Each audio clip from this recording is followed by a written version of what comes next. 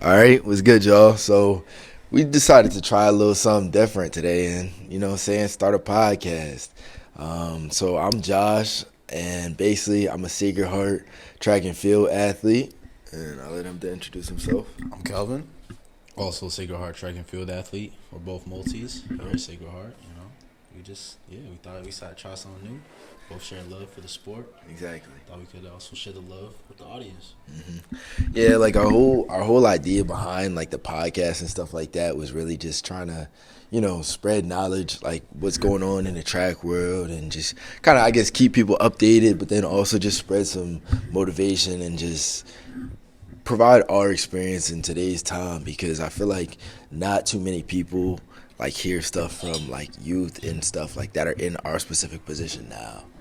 And like, cause like I'm 18, and what are you? I'm not too. 19, yeah. We 18 and 19, bro. So like, we young. And I feel like some people could, I guess, benefit from hearing different people's stories, especially someone like me. I won't say, it's Division I here at Sacred Heart, and I'm surprised I even made it on the team. So it's like, I hope I can advocate for those that looking, maybe they're not good enough, but you can definitely find your ways on teams that you never thought you could be on.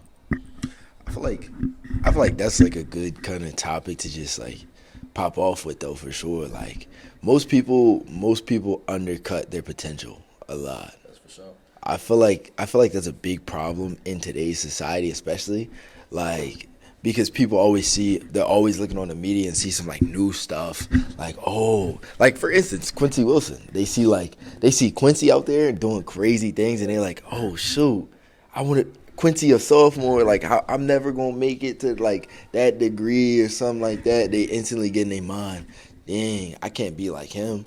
You know what I'm saying? Or like they just completely shut down that idea of getting to that level. And it's just like, but like you got the Michael Jordans, you got the LeBron James. You will always have that generational talent, but not everybody's a generational talent. You got to show your worth somewhere else too. And like Quincy, he specializes in the 4, the 5.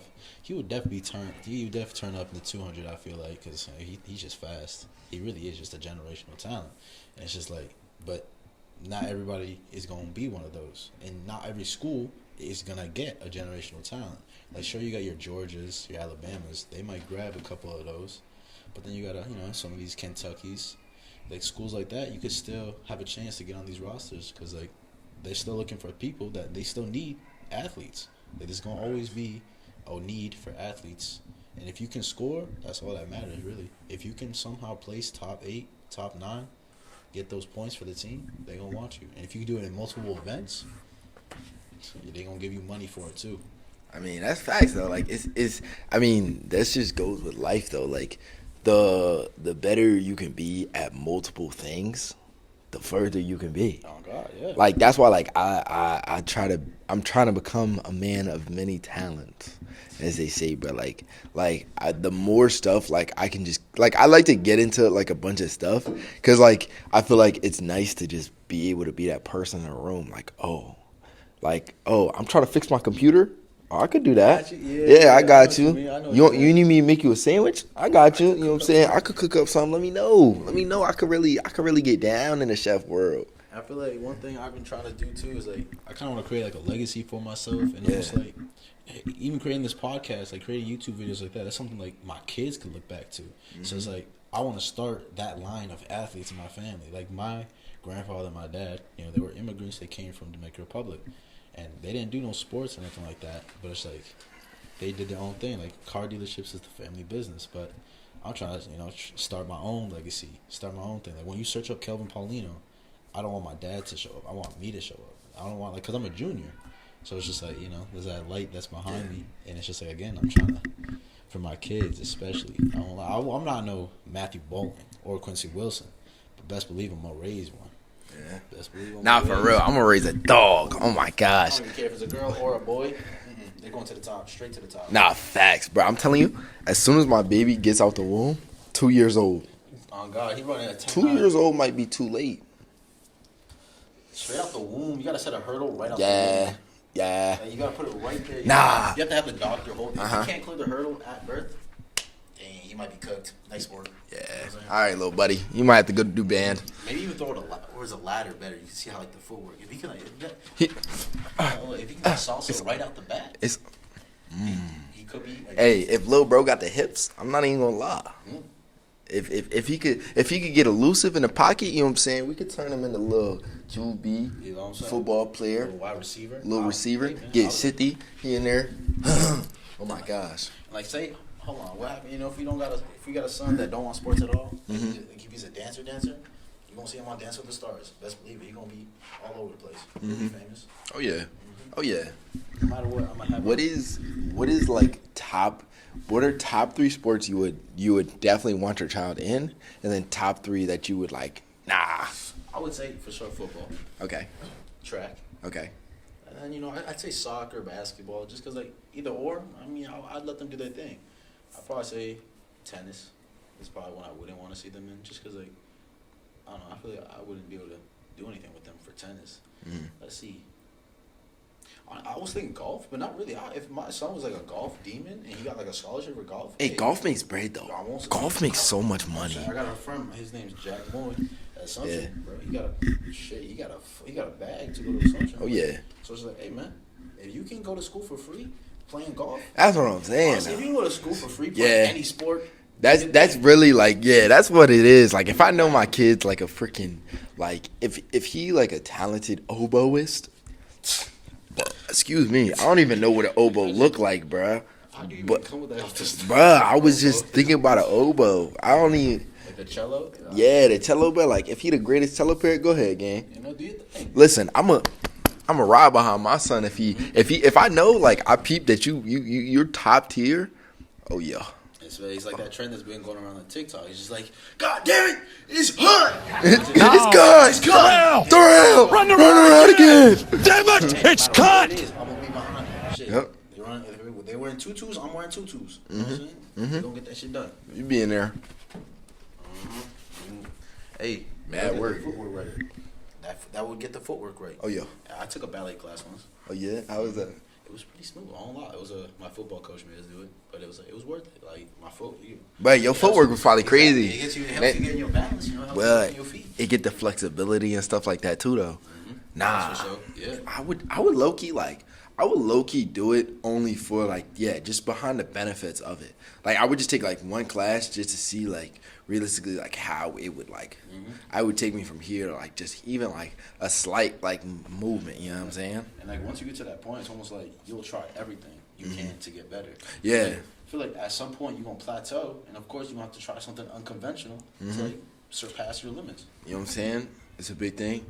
Get comfortable being uncomfortable. Of course. You know what I'm saying? Like that's the biggest thing, really. Like you gotta step outside your comfort zone to really go to that next level. Because some people, they get too stuck. Again, like you said, you plateau and then you're like, oh dang. Now you decide to shut down and you ain't got nowhere else to go because you're like, oh, so like this is it. And then it's like a sign of like in track alone, you always hear, oh, don't peak too early. Because then if you peak too early, then your whole season's cooked. You peaking in like mind you, we do indoor and then outdoor. If you already peaked by right at the end of outdoor, like realistically, you want to peak kind of by the end of each season. But if you like really reach your peak within the year, like in the middle or like at the start of outdoor or something like that, then like you're just cooked. Exactly. You really cooked yourself. That's why it's like all about finding a steady pace and like a good like a really solid foundation that works best for you for real. And it's just like I feel like a lot of people, especially like in the track or sports world, they get comfortable. They get into like a routine and they do this day-to-day thing, and it's like it gets comfortable for them. And then once they step outside that, it's almost like getting that sense of uncomfortable. It's like they're uncomfortable. It's like things start to go wrong. But it's like once you start getting comfortable in like getting uncomfortable.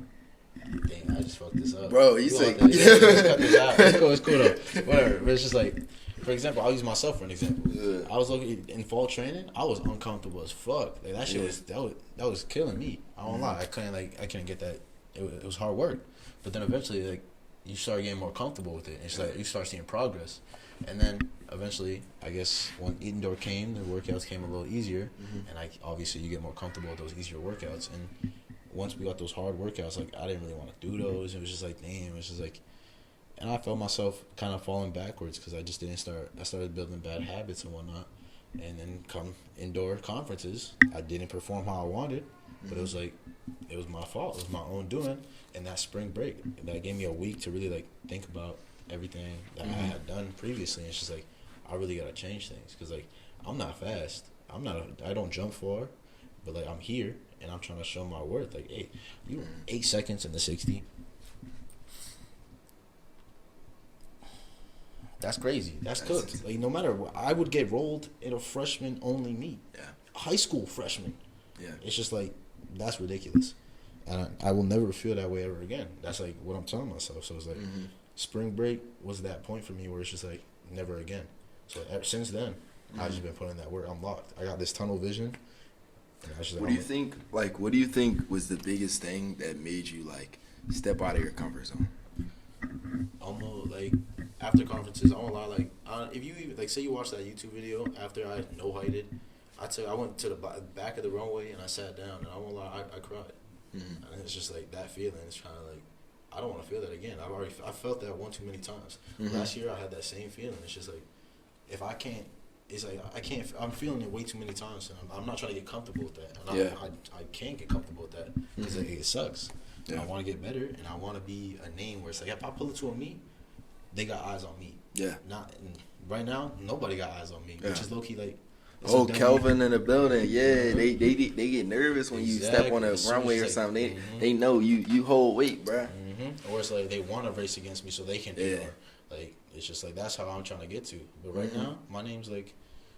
Nobody knows who I am, but soon they will. And it's just like I'm gonna use that to my advantage. Like New England's outdoors is in my city. It's in Worcester, so like that's gonna be a chance for my family to come see me, my brothers, my friends. You can really put on for where you from. Exactly. It's just like I don't want to just qualify for New England's.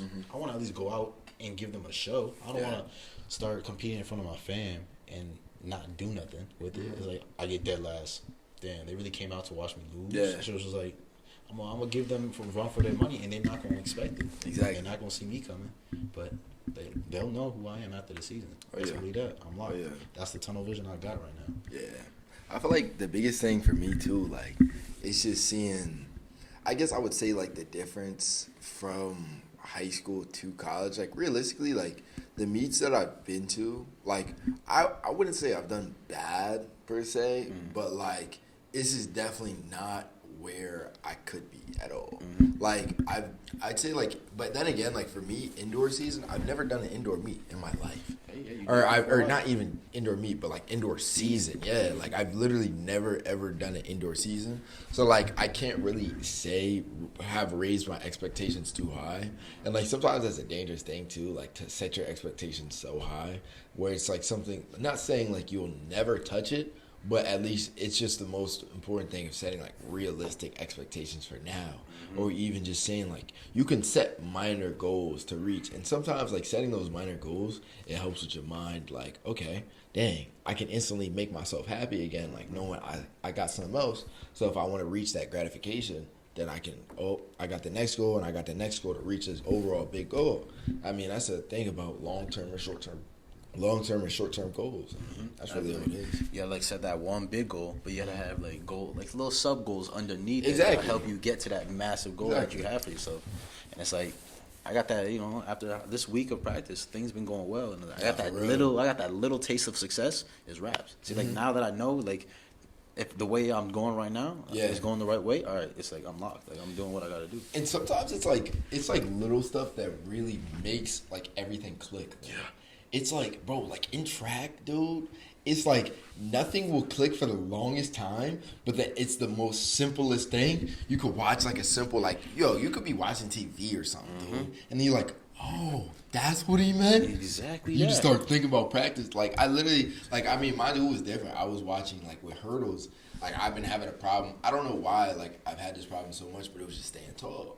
Like over the hurdles, like my hurdlers out there, y'all know what I'm talking about.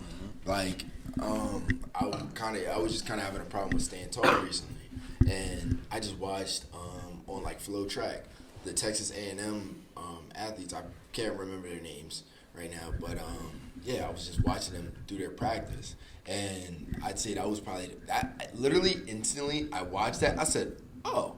it's just That's what I was doing. And then I went to practice. What day was that? Friday? Yeah. I literally went to practice Friday. Everything completely changed. Money. It was money. Bro, I'll put that vid in there, bro. Your things was right money. there. I won't lie, it was money. Oh, And it's just like having those outside perspectives helps us. It helps a lot. And it's almost like you gotta like get coaching from anybody you can. Like even on Friday, me and Ben, I won't lie, like me and Ben were kind of going at it, and it's just like, cause like we're at least I know we're both passionate, and it's good having teammates. I love having a teammate like that. It's kind of sad that he's leaving next year, but it's just like he pushes me harder, and like I pushed him harder too, cause like. It was hard to understand what he was saying. He was telling me to stay tall, but I was like, I am tall. Like I was standing tall, but he was almost like talking about more of my hips and how I'm like reaching right before the hurdle. And then because of that, like we were kind of like yelling at each other. I yelled at him while he was about to go do his rep, and he got pissed. You could tell he was mad, and he did his rep, but like he did his rep, like he did his thing, and I couldn't say nothing no more. He's just like, what now? It's like, hey, you're welcome, because if it wasn't for me, you wasn't getting that rep done. You know what I'm saying? But I mean, I feel like you need that. Though. Exactly, you need. It's healthy competition in a sense of like, bro, if you're on a team and you have nobody to like push you, then it's one thing like it kind of brings that dog out of you in a sense of like, okay, now how am I gonna reach that next level by myself?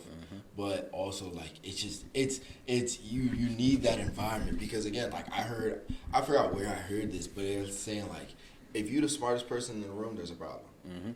You never want to be the smartest person in the room. Simple. Like if you're in a group of people that don't challenge you or want to at least like bring you to that next level, there's no point for you to be there. Like you can use this as an example. If you in a like, say you got a girl and she's in a friend, like her friend group is 5 hoes. She's the 6th. Yeah. If you're in a friend group with 6 delinquents, you're the 7th. Like that's how it goes. Indeed. If you're in a room with 4 what make you different? Why are you around that group if you're not one of them? And it's just like I'm gonna put my like say you want to be a millionaire. All right, befriend some millionaires. Like what are they doing? They gotta live. You gotta see what the best are already doing and somehow incorporate that into your own life. And the thing is, too, sometimes people get too like stuck on other people's regimen instead of finding their own. Like he's saying, like if you find that group of millionaires and you want to be a millionaire yourself, you can incorporate small things from each person. That don't mean you gotta now let me go copy his entire life to put it into mine, and then I'm gonna be a millionaire right away. Then you get mad because you're like, oh shoot, it's not working at all. Exactly. What am I doing wrong, man? It's just like everybody is gonna have their own journey. Everybody got their own path. Exactly. So it's like you can't compare yourself to someone else. Like I still haven't gotten that like full taste of success. Like I've never had a gold medal in my life before. I've been second before. I've had like that silver, and it's just like I've never had the best color of all, like that gold. And that's what I'm striving for. And as soon as I do, it's right. Like I feel like that's once I taste that first taste of success, the sky's the limit. And like one thing, you gotta look at what the best. Like Daniel Roberts, luckily he has a YouTube channel. Why don't you see what the best obviously he's not the best hurdler Grant is, but he's one of the best, one of the world's best. So why don't you see what he's doing? Try and incorporate that into your life. Kalen Walker, one of the fastest NCAA sprinters right now, he has a YouTube channel too. You can see how he's incorporating into his life, into his training regimen. Somehow do the same things that he's doing and do it into your life. But I'm not them, so I gotta somehow take what they're doing and make it work for me. So it's like that's kind of what I feel like people kind of get stuck on. They just compare themselves to others. Like, oh, they're doing this, why can't I do this too? It's just like, all right, well, you got to make it work for yourself. Yeah, I feel like one quote, like I had like kind of, it was more so senior year.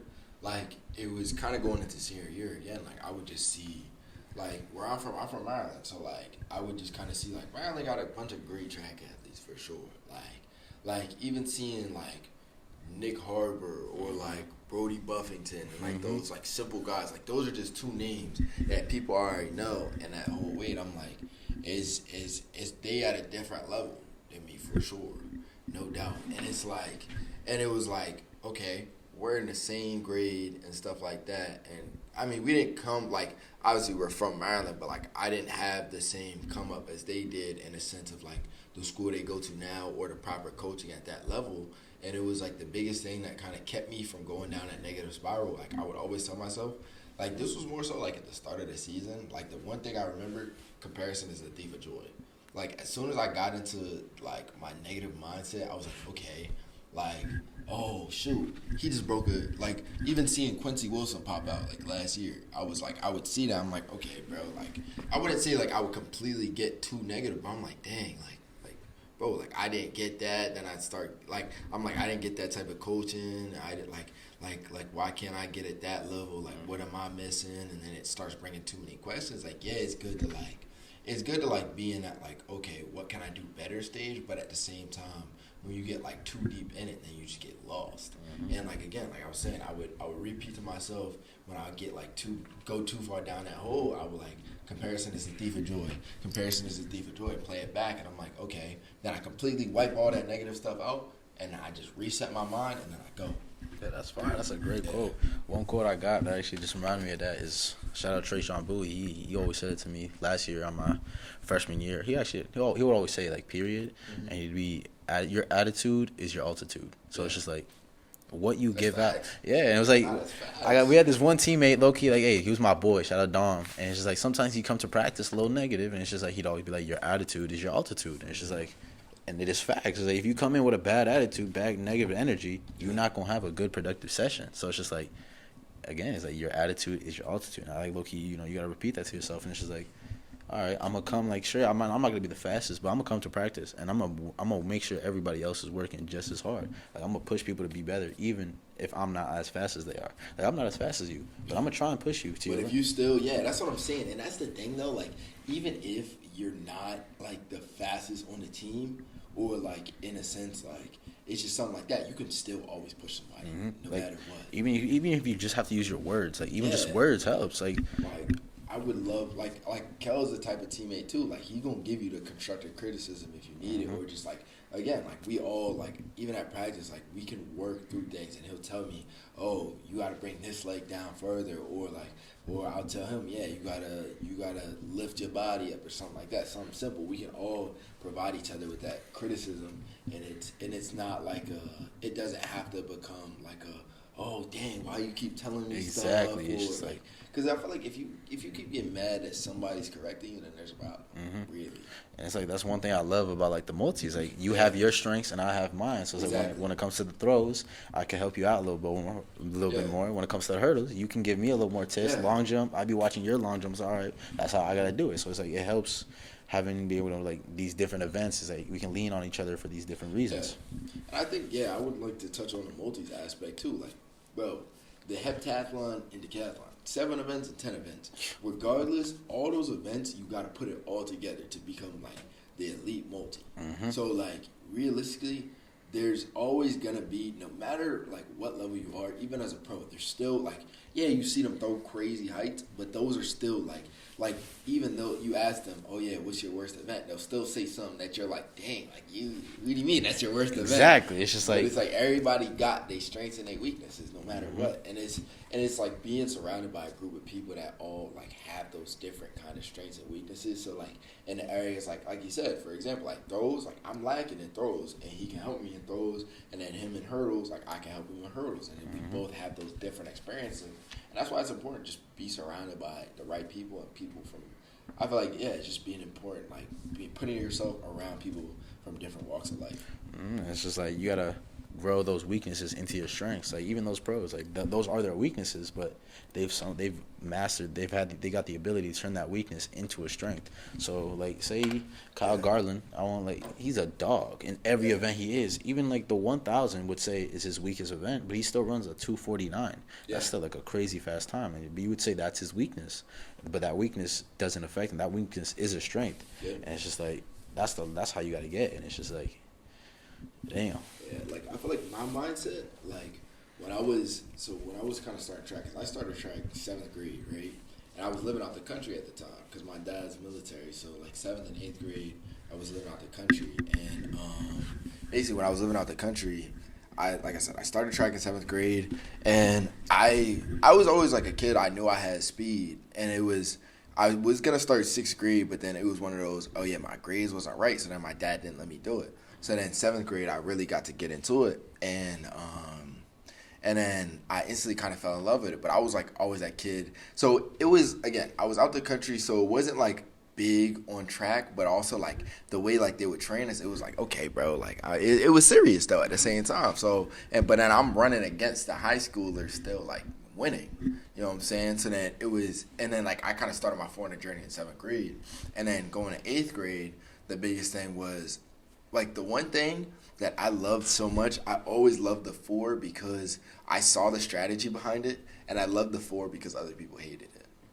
Like, You just try to be different. exactly. It was a thing of me trying to be different, but then also if everybody hates it and I love it, then I can grow further than people. Like realistically, like yeah, even sometimes the best people they are like, oh yeah, they still hate the race, but it's like if you can find that love for something that you know is your weakest point, then you can only go up. Like literally, like I think eighth grade and like kind of my sophomore year because we missed out on 10th grade or ninth grade because of COVID or whatever for me. It was just I grew so much because like I said, I saw the strategy behind it and I was like, okay, all these people hate it, and if I find a love for it, and if I find a love for something that I can hate and really keep pushing at it, why can't I be great? That's a great. Yeah, it was. Yeah, and it was just like it was really like getting there to like, okay, I'm gonna enter myself in a 400 every single week.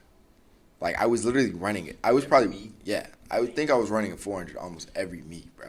Because I was just I wanted to be good at it, and it was like, and it's a great feeling when you can actually say like, dang, I really like did that, bro. Like even thinking about it now, I'm like, dang. Like, I really put myself through, like, I guess kind of that to get where I am. And it's, like, even an aspect, like, 10th grade, I ended up in Maryland. That was my last year in Maryland. I placed 3rd in state for the 400. And I still, even, like, 3rd in state, I still medaled, bro, in 10th grade. Like, even, and it was the fact of I was running it all the time. And, like, those were my prime years of saying, like, I was really getting after it because I was going literally my regional meet for states and my district meet for state or for AAU because I was doing AAU and school track at the same time. So I was like my district meet for club and my regional meet for high school, they was on the same day, on a Saturday, and it was an hour apart. So I had to wake up mad early because AAU always starts early. So I like went, I forgot, it was low-key far from our house, but I think I woke up at like 5 in the morning or something like that to go to my meet, and then I think I probably started, it was barely even light outside for real. We probably started at like 7. 400? No, I don't think I ran the 4, but it was just, I think I ran like, I did high jump and like the 200 or something like that, but I'm still competing in 2 events already. So then I go to that meet, and then my district meet and regional meet an hour apart. And I literally, like, my mom was like, okay. Yeah, my mom was like, listen, as soon as you run that 2, I'm going to have a car pulled up. So literally you got to book it from the race straight to the car. That's exactly what I did. I freaking ran the 200, got off the line, went over to my tent, got my bag, got in the car. I was knocked. Oh, yeah, no. I didn't even, like, look at my time, bro. I was like, yeah, I was gone. Hour drive. I'm like half asleep, freaking tired, cause like, bro, running a full speed 200 low-key hurts, bro. It's 200 meters. You gotta give it all. Yeah. No, for real. But like, I was in the car like hot and sleepy, bro. And then I'm driving to my other meet, and cause this is when Maryland low-key be getting mad hot sometimes too. So then like, it was reaching like peak heat, bro.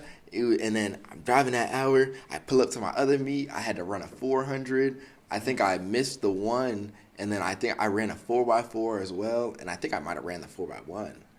Yeah. This was for your school now. Yeah, this is for my school meet. Like, bro, I was getting after it in like 10th grade and stuff, bro. Oh my gosh. You got no regrets. Yeah, not at all, honestly. Like, it's just, bro. But it was like, it was just putting myself through those different things because I knew like, it's just, for me, more was always better than less. So, like, if I could put myself through that high, like, intensity of, like, even just going through, like, having, like, the fact that my mom even sacrificed the fact to drive an hour from one place to the other for me to make it, bro, like, going to 2 meets in one day, like, that's a blessing, bro, because not everybody gonna have that or somebody to do that for them. It was, bro, like, it put me ahead, like, just mentally so much, honestly. I feel like having that parent would definitely play a role in everything, because I guess I do have a regret. I wish I started track sooner. I started my senior year, and I did indoor. We still had to wear the masks and whatnot, and most of our meets were at Northbridge High School, which it was just in a gym. You couldn't wear spikes. You had to wear like flats, and it was the 50-yard hurdle, not the 50, not even the 50-meter, not even the 55. It was the 50-yard. Hey, I mean, I got the 50-yard school record, but it's like it don't even mean nothing. And honestly, like if you see the video, it's just like I'm not even going fast or nothing. I still only got like second, and it's just like I wish I had that. I wish I started sooner. Mm-hmm. And one thing, like my parents, they don't really, even with football, they weren't. My mom would go to all my games from like a kid. My dad would go to a couple, but it's just like, you know, sports weren't always like their focus. My dad was always like, my dad's he's a go getter. Like he gets to it. He's almost like he focused on business. He's a businessman. So like sports was never like his work. Mm-hmm. And even track, he even telling me like I went to Assumption my first year for track because like that's, you know, the D2 wasn't too bad. He even told me he straight up told me that I was going nowhere with track, and that kind of just like built this fire. Like, I just gotta prove him wrong. Mm-hmm. And it's just like, but then coming home over spring break and whatnot, like seeing him, he said I like look a lot better like physically and whatnot. It's like having that support definitely helps a little bit, but it's just like having that him saying that I wouldn't succeed just gave me that fire. Like, I want to succeed even more. I want to just prove him wrong, and it's tough. And it's like that senior year, and I wish I started sooner. I feel like if I started sooner, I would have a greater base. And I don't know, like my mom, she's always supported me through everything. I'm like all her texts, like if I have a meet, she'll like text me in the morning. She's like, "Oh, good luck," and it's just. I just want that feeling, like I said at New England. It's like if I say I come, I just want to touch the podium. Honestly, if I get top 3, I'll be more than happy. And if I get top 5, I'd be more than happy. And it's just like I want to be able to, after that meet, hug my mom, knowing I did something. And it's just like honestly, shit, I might cry for it. Like honestly, I probably would if I go out and I do something I've never done before, do something nobody in my family's done before. Mm-hmm. It's just like it would really just mean it would just mean so much more, and like it would just make me push that much harder these next couple of years. Like I still got 3 more years. Like I'm a sophomore in college, but I'm a freshman in track, so I still got 3 more years, and it's just like it's gonna be dangerous. Yeah, and sometimes like I feel like it's good though. Like it's really nice to have that one person like that you know like is in your corner like always for sure. But then like also like on the aspect of like I wish I started sooner too. Like I be thinking that, but also like I feel like imagine if. Like how good your story gonna be if you can tell people I only started senior year, bro. Mm-hmm. That's how I like to look at it. Bro, like even little stuff like that, I'm like, bro, I can already say like I'm ahead of all these people because like in my instance, I mean I started 7th grade, so like I had a little time, but it was still the aspect, bro. I'm not even supposed to be in the grade I am. I literally just turned 18 in October. That's true. You're young as hell. I'm not even supposed to be in college right now. Mm-hmm. You are young as hell. So, like, to say that, like, I'm still at the point that I am, I can still say, like, I'm kind of ahead of the curve somewhat. Mm-hmm. So, like, I have these little competitive edges on certain aspects. So, I'm like, bro, just use that to your advantage and keep going. Like, and it's like, just use that as a minor, like, just use that as a boost. Like, think about that. Like, realistically, you started in senior year. You're D1 now. I'm currently, and it's like I said, like everybody's journey is different. I feel like everybody knows that. Like if you look at like Khalil Mack, he only started football his senior year, I believe, too, and then he went to the University of Buffalo, I think it was. Yeah. And I mean, everybody knows Khalil Mack now, so I feel like the rest is history. But it's just like you just gotta grind. Like it's really you just gotta focus on yourself. It's that having that tunnel vision. That's it. And once you get that tunnel vision, I feel like I didn't have that tunnel vision. I feel like growing. I didn't really like. I had the work. I had the want. Like I can dream. I won't lie. When I go to sleep, I dream of track every day. I just dream of track, and it's just like. But you gotta. Dreaming can only take you so far because of course dreams feel good. Everything feels real and all and on. But like. Yeah, exactly. That action is what brings that dream to reality. Like I was like one of my conversations with my brother. We were talking today. He was hitting me with all these like different quotes and how like it's his destiny and desire. And I just kept telling him it's like almost.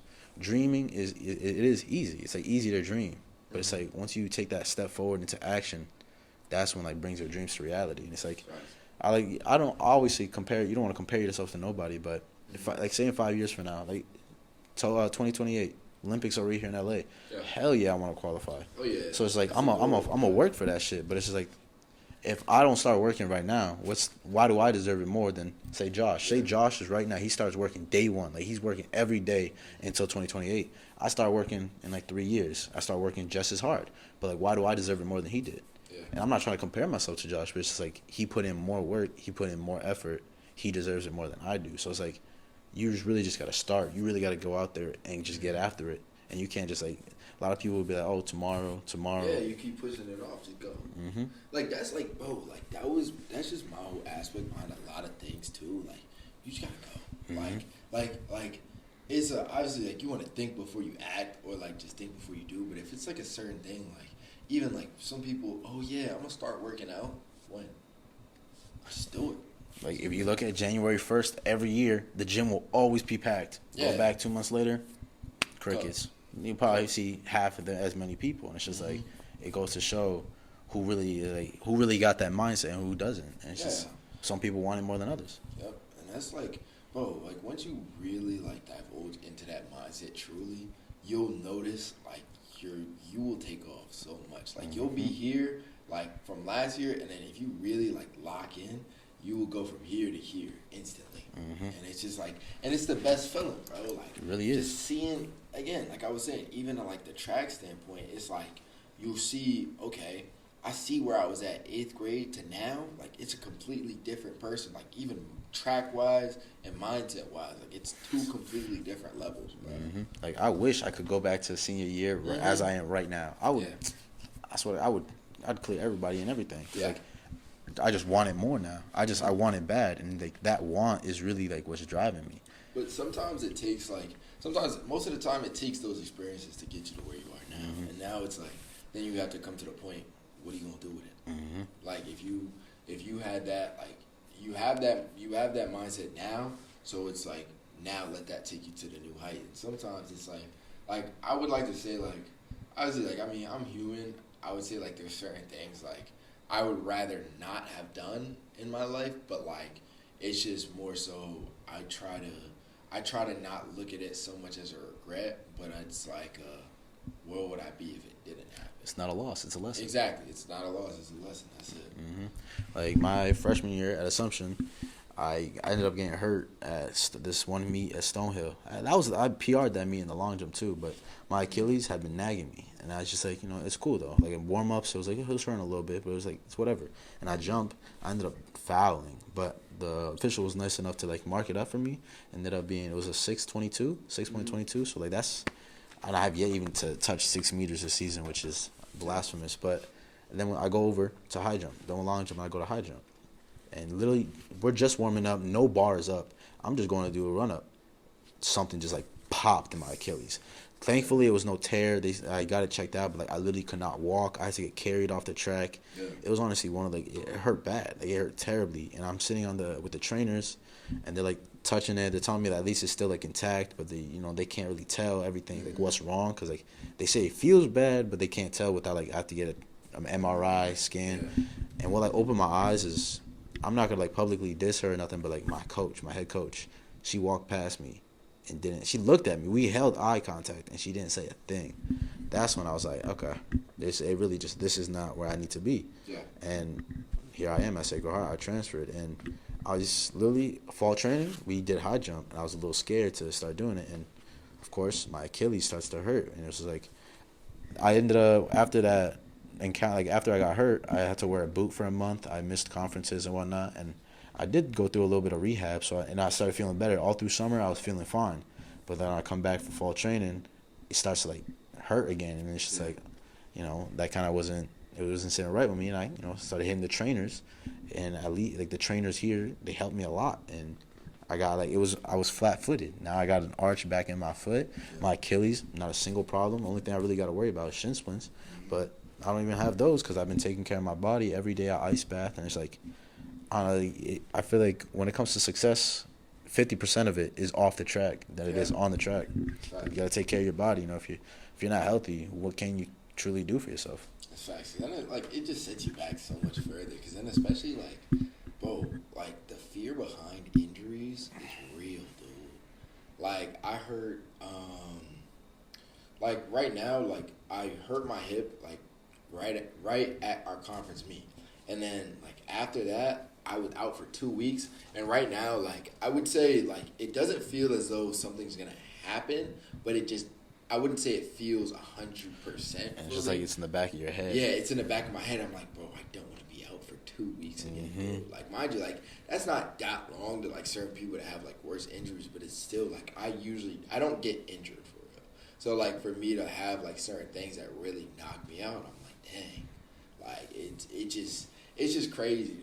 And it's the most important thing is taking care of my body, like every day, making sure I stay on top of my stretching and stuff like that. Because if I don't stretch, I feel like that next day I'm gonna be cooked. Exactly. I'm gonna tear something, or it's just gonna go bad. Like it sucks to like kind of think about that all the time, but it'll keep me on top of myself and keep me healthy, realistically. And it's like that's kind of like one of the biggest things I can tell from like compared to like high school track.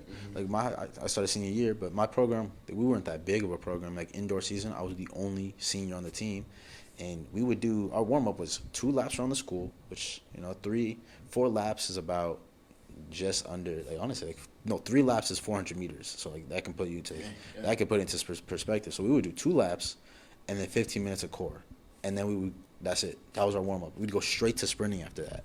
So it's like, but at the time, like I had just started track. I didn't really think.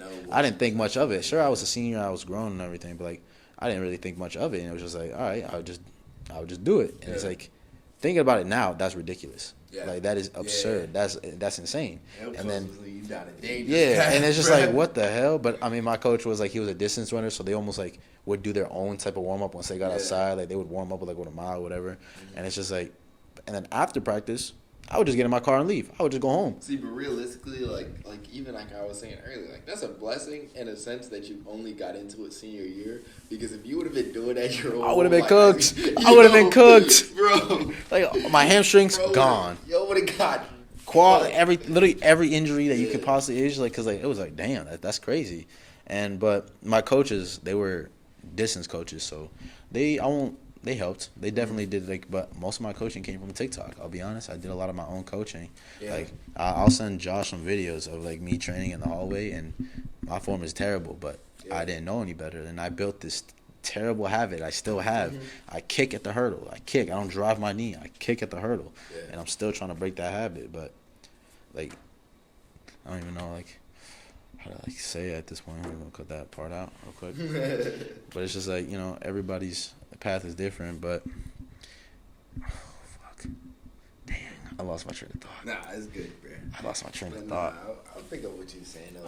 Like, I feel like the biggest thing too is just breaking those habits. Like, it's certain things. Like, you have coaches that won't always just guide you the right way, and if you can, like, looking for your own, just doing the research on your own really is the biggest step too. Like, it's. Again, like what he said, 50% is on the track and 50% is off. That other 50%, it don't just go along with like stretching and like eating right. It also goes with like really divulging into your sport and looking for what you want to get better at. Like watching, like I was telling y'all, like even watching the Texas A&M videos, like I can literally watch track videos for hours. And I won't lie, if you go on my YouTube channel, if you go through my history, it's just track. Like I was watching this one video today from Team Hoot. He's a pole vault YouTuber, and for pole vault, I've been struggling a lot. And it's like one thing that helped me is like, okay, I gotta bring my feet to my hands, and that my pole vault changed after that, and I started getting a lot better. But in the video, he goes, a lot of pole vaulters, they try and get their feet to their hands, and they think that's it. At the end of the day, it's like the feet don't really matter. It's all in the hips. Yeah. If you can get your hips up, your feet are also going to go up. So you got to really worry about getting your hips up more than your feet. So it's like I really wasn't thinking about it from like a hip standpoint. Like I knew. That makes sense though because it control like everything. Exactly. That's where the pelvis is where everything connected to. You know what and it's like I knew like you got to get your hips up over your shoulders. So like I would do at least that, but it's like I wouldn't strive to try and throw because like, he was like hips clear bars, feet don't, and it's like that is true. Like when you go over. When you pike, it's your hips that are going over the bar. It's not your feet. Like, sure, you got to take your feet first, but you got to drive your hips. And it's like videos, I would not have known that if I did not watch that video. And it's like your coach will help you. Like, I won't lie. Like, I love Coach Wisser. I'm not going to lie. I mess with him heavy. I love Coach Wisser. He's helped me so much. And I really pray he never leaves. Like, I trust everything he says. But that he's not gonna, of course, know everything, and he can only do so much. Like, think about it. He has to coach multis, jumps, pole vault, and the throws. So he has so many people on his plate. He's not gonna always remember what you need. Yeah, because a little problem we're going through right now, like we're out of a coach currently. So like our coaching situation is just a little different right now. So we're just trying to modify and keep going. And also like I feel like we're in college now, so it's there for like we understand. College is more like I feel like what people don't tell you, like they tell you like just regular school wise, like you're on your own, but then like in track, like you just gotta learn to like really do stuff on your own, like more so at a meet. Like your coach isn't gonna be able to watch you like 24/7, like how they kind of used to, or actually like monitor you. And it's like how, if you see jumpers, every jumper has like right before they start their jump, everybody got like their different thing. So it's like you got to think the same way when it comes to track, like just your day-to-day activity too. Like, and track is it's a team sport, but it's just as individual as it is team sport. Exactly. Because like you got Kalen Walker from Iowa, he's over here getting second, but like you don't really see that many other people from Iowa doing this other thing. Actually, Iowa had their 800-meter runner. He he cooked. He came from junior college, JUCO, to Iowa. That's like, I'd love to hear a story like that. That's a dog. Like, think about it. He came from JUCO to now national champ. Yeah, not even just JUCO. Like, bro, like Cordell Tinch. Bro came out D2? of nowhere. D2 to freaking, making it to the Olympics? Bro? Yeah, like he's Paris 2024. It's him, it's Cordell Tinch, Trey Cunningham, Daniel Roberts, or Grant Holloway. Those are the only three can go. So we gonna have to stay tuned for who goes. And it's just like, but now he's in that conversation. Bro, like you came out of D2, like, and the thing is, too, some people get too like caught up on the fact of, if I don't go Division I, it's nothing. Or they just get caught up like, bro, like anything lower than D1 is trash. And it's just like, that's just not the case. It's just not the case. The fact that you even made it to college in general, you should give yourself a round of applause, bro. Like, and it's like, I know it don't seem like that, but I think the number is only, 7% of high schoolers go do a sport, which is like, once you get to college, sure, you see, it's inevitable you're going to compare yourself to people, but it's like, you are there. You are doing something other people aren't. Like, you got to set yourself apart. Right. Even JUCO Nationals, bro, we'll pull up the results, bro. I'll put the results, like, right there. Like, yeah, I'll show you the JUCO National results, but they still running. got dogs in there. Yeah, bro. like no matter what division, once you go to that national meet, they're running crazy times. Yeah. And it's like, we're D1, but Pitt State, where Cordell Tinch was, they're killing us. If say they were in our conference, they could easily go D1, but they don't need to. So it's like, why go D1? But they're as good as a D1 team. Most D2 schools, like those top D2 schools, they're just as good, if not better than D1 teams. Yeah. So it's like SCSU, Southern Connecticut State, that's a local team right here. If they could easily go D1. They've won the NE10 like 50 times in the last 50 years. Like, they win every year. Yeah. But it's like, they don't have to go. Why go up? But in their coaching, it's actually kind of insane. Like, but D2, D1, D2, D3. There's not too much of a difference. Of course, you're gonna have like D3's qualifying standards for nationals are different, and you'll have like lesser athletes. Like you got like Worcester State. That's where I'm from. I'm from Worcester. Worcester State, their track program, it's pretty garbage. I won't say it just like that because like they just don't have the depth. They don't have a lot of depth. Not a lot of. They don't have any multis. Like it's just so like it varies. If you're a D1 school that don't have depth, it's like you probably don't belong in D1. So it's like it doesn't. I feel like division, that number after it doesn't really matter. You're in college. Wipe out the idea of division and just succeed. That's it. Like realistically, anybody from any division can make it to the Olympics, no matter what. Anybody, even some people, they might not even go to college. You don't even have to go to college to make it to the Olympics. You could literally just go from high school and you could probably pick up track later in your life and then start running. If you want to make it to the Olympics and you really strive for it, somebody can do it. I mean, hey, you got Arion Knight and Noah Lyles. They didn't go to college. That's what I'm saying. Arion Knight, bro. High school athlete, he bro. just turned 20. Bro hasn't even been to college. He came straight out of high school. Bro going pro. from his freaking math class to running at again. That's crazy to me. It's wild. And then Noah Lyles, he committed to Florida. Then he decommitted. He's like, nah, I'm gonna go pro, and he went pro. So it's just like you don't have to go to college. Sure, college will give you those stepping stones. Like for me, college, like I would not be here if it wasn't for college, and of course that degree. Like I don't think I'm a be a professional athlete, but I would definitely love to get a taste of going to one of those big competitive meets, and it's just like, but I'm trying to get that degree, and thankfully track has given me the opportunity to come to Sacred Heart. The business program is really nice here. The business campus is gorgeous over there. I got a finance lab that I have access to 24/7. I can just sit in there study, and it's just like, if it wasn't for track, I would never have come to Sacred Heart. Like Sacred Heart was not even on my radar until Coach Kudaquest called me up. And so it's just like, literally, that was the same thing for me, bro. He called me out of nowhere. Nah, like, bro, I'm living in Hawaii and I get a freaking text from dude. I'm like, that's kind of crazy. Even thinking about you Hawaii. Now you're all the way up in Connecticut. Hey, yo, I think I literally woke up in the morning. I just looked at my phone. I was like, Coach Kudaquest. Sacred Heart. We're Sacred Heart. Connecticut. What are you talking about right now? And I mean, hey, here you are. And I can't wait for this outdoor season. Oh, yeah. Nah, as soon as I'm going to go down and outdoors, bro. And I'm gonna lie, like that touch of like hot weather, I don't know what it is, but it just makes it gives you good vibes. It gives you those goosebumps, bro. I'm, oh my gosh, outdoors what I really strive at, bro. And like I've been trying to tell him, maybe you should try the 400 hurdle, but like, he, it'll probably take him a couple of convincing. But like I think it's kind of crazy, but like I do have some interest in the 400 hurdle just to like get my open 400 like time down. Okay. No, and plus, the multi isn't an event, sadly, in our conference, but the 400 hurdle is. So it's like, if I can score points in anything, I'm going to do it. What do you think the hardest event is, right? 400 hurdle and the 800. I'd say those two events. Okay. For sure. Because, like, think about it. 800, that's a sprint. That's a sprint. Like, if I would never do that in my life. To run like a 148, that's insane. If you look at the world record, he ran he like 48 seconds each 400. That's absurd. I would dream of running a sub 48 400, and he did it twice. I would never. It's just like, nah. Oh God. I don't even want to know what his training was looking like. Like I'm over here, I hate training for the 15. I don't lie, 15. I'm not looking forward to running it, and I hate running those like distance workouts. It's like I never do, but like I can't imagine what he did.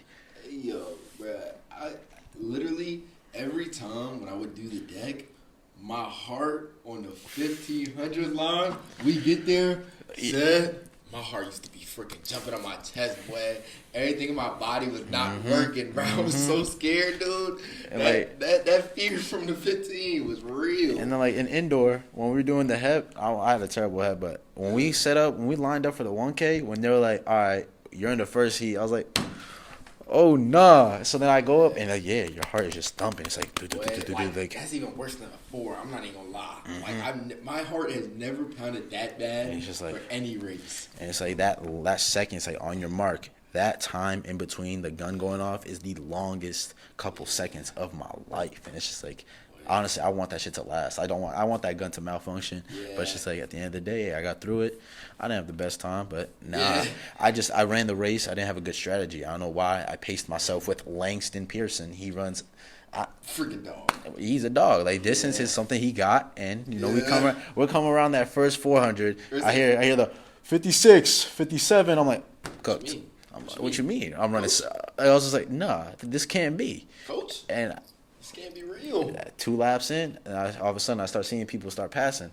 I'm like, nah, hold on. And then I'm like, all right. I was like, nah, okay. So I'm like, all right, I'm going to keep my pace so that I can, like, turn up. Yeah. And I want that final bell. You hear the ring. I'm trying to give it my all. But then my all isn't catching them. They're going farther and farther. I'm like, that's when I knew I was cooked because, like, I gave out too much too early.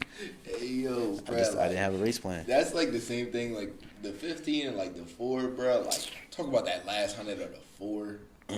Wicked. Because like that's when the pain. That is what hell feels like. Oh yeah. That's hell on earth. Oh yeah. And it's just like. Oh yeah, because everything go black or it just get real blurry. You